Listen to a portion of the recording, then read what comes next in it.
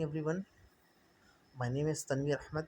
I welcome you all for the today's online learning class. The topic of discussion is a chapter 4, carbon and its compound. In the previous part, we have discussed about the percentage of availability of carbon in our Earth crust or in atmosphere.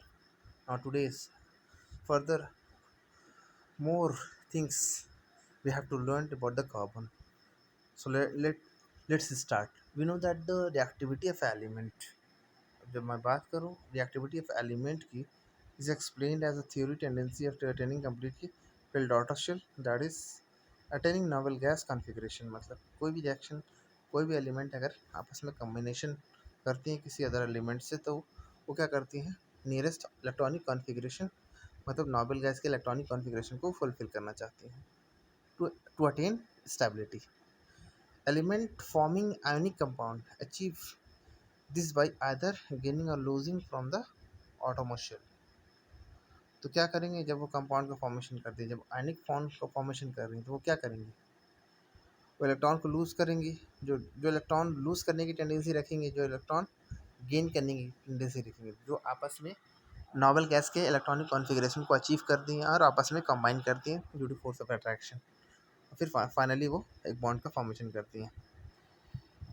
In the case of carbon, it is a 4 electron in its outer shell and need to gain or loss of electron to attain noble gas configuration.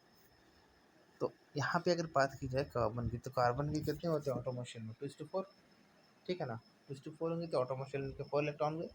4 electron होंगे तो 4, या तो tendency होगी किसी atom की maximum electrons जितना कम से कम automation में वो होल्ड किया रहे, मिनिमम रिपल्शन होगा. तो यहाँ 4 इलेक्ट्रॉन को होल्ड नहीं कर पाता, ना कि और ना ही वो पॉजिटिव चार्ज. अगर वो 4 इलेक्ट्रॉन ऑटोमोस्ट शेल को देता है to achieve normal gas configuration, तो क्या होगा कि वो उन पे पॉजिटिव चार्ज भी काफ़ी ज़्यादा हाईली अनस्टेबल होगा. तो इस तरह से यहाँ पे क्या होता है, ट्रांसफ़र ऑफ इलेक्ट्रॉन लूजिंग और गेनिंग की वजह से इलेक्ट्रॉन नहीं हो पाती. इस वजह से वो क्या करती हैं, अदर एलिमेंट से वो शेयरिंग करती हैं और बॉन्ड का फॉर्मेशन करती हैं.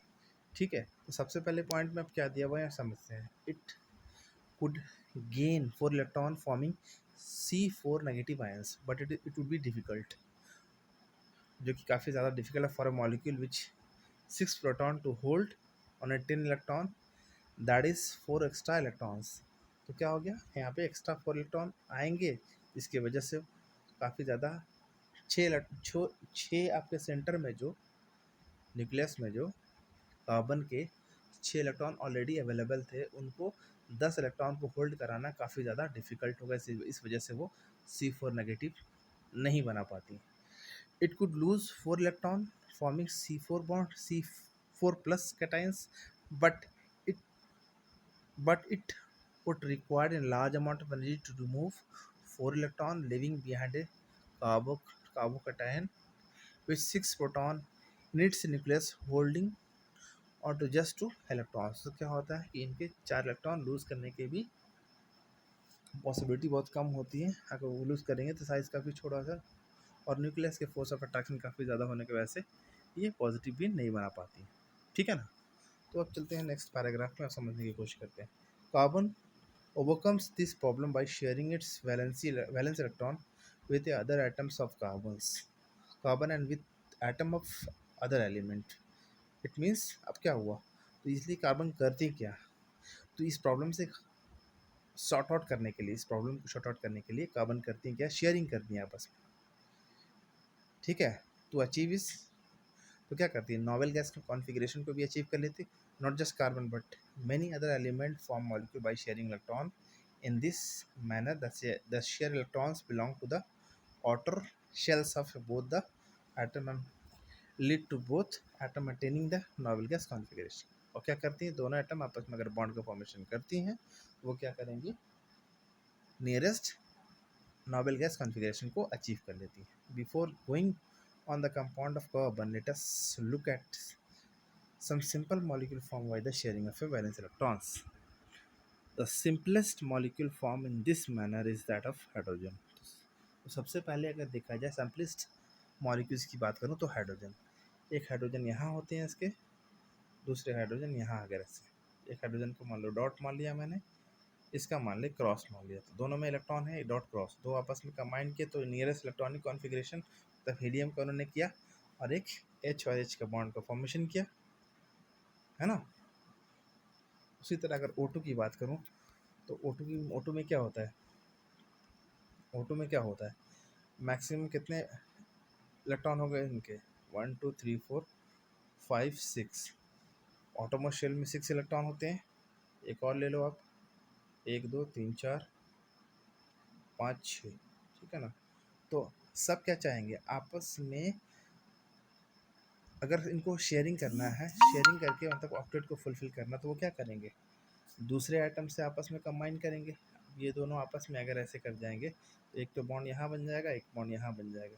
तो टोटली देखा जाए, अगर पूरा काउंट किया जाए तो कितने हो गए, 2 4 6 और 2 8, तो 8 इलेक्ट्रॉन हो जा रहे हैं इसके भी फुलफिल। उसी तरह अगर मैं इससे इस तरह से कंबाइन करूँ तो देखो 2 4 6 एंड यहाँ पे से क्रॉस में शेयरिंग करके ये 2 बॉन्ड बना लिया, ठीक है। तो O2 किस तरह के बॉन्ड बनाएंगे, कुछ ऐसा बनाएगा, ठीक है। उसी तरह बहुत सारे ऐसे आइटम्स है, जैसे Cl2 की बात करूँ तो Cl2 किस तरह से करेंगे, Cl में तुम्हारे 1 2 3 4 5 6 और एक 7 इलेक्ट्रॉन होते हैं। यहाँ पर भी देख लो, इसमें क्रॉस कर देते हैं, cross cross cross cross cross, ये क्रॉस क्रॉस अलग आइटम के लिए इलेक्ट्रॉन्स में शो कर रहा हूँ। तो आपस में क्या करेंगे, ये डॉट वाला क्रॉस वाला आपस में कंबाइन किया तो एक बॉन्ड को फॉर्मेशन किया ऐसे। तो इनके अगर पूरा अचीवमेंट देखा जाए तो यहाँ पर भी एक शेयरिंग करके अपने एक्टिविटी को फुलफिल कर रहे हैं। यहाँ पे कितने थे, 1 2 3 4 5 6, एक साथ यहाँ पे था, और ये क्रॉस वाला मिला करके आपका 8 इलेक्ट्रॉन्स ऑटोमोशियल का हो गया। तो आराम से इनके भी ऑक्टेट नियरेस्ट इलेक्ट्रॉनिक कॉन्फ़िगरेशन को, नोबल गैस कॉन्फ़िगरेशन को अचीव कर लिया, तो बॉन्ड का फॉर्मेशन हो गया। That's all for the today's class. Whatever the topic left, I will discuss in the next class. Thank you. Have a marvelous day.